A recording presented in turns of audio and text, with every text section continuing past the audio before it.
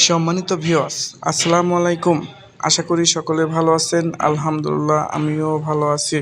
তো আপনারা দেখতেই পাচ্ছেন এখানে একটা বাড়ির কাজ করা হয়েছে। তো এই বাড়িটা কিন্তু সম্পূর্ণ একটা আরসিসি ফাউন্ডেশন দিয়ে নেওয়া হয়েছে। তো এই বাড়ির দৈর্ঘ্য আছে 52 ফিট এবং প্রস্থ আছে 30 ফিট। আমরা যদি স্কোয়ার ফিট হিসাব করতে যাই 1560 স্কোয়ার ফিট এবং যদি শতাংশ হিসাব করতে যাই 358 পয়েন্ট এবং যদি কাঠাতে হিসাব করতে যাই 2 কাঠা 16 পয়েন্ট।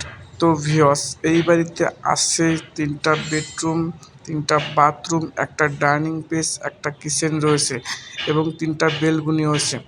তো এতটুকু কাজ করার জন্য এই বাড়িতে কত টাকা খরচ করা হয়েছে তার একটা হিসাব আমি আপনাদেরকে অবশ্যই জানিয়ে দেব।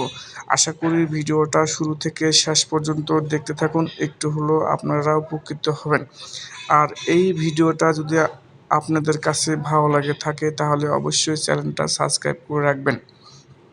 তো এই পর্যন্ত দেখতেছেন যতটুকু কাজ করা হয়েছে, এতটুকু কাজ করার জন্য প্রয়োজন হয়েছে 18 লক্ষ টাকা।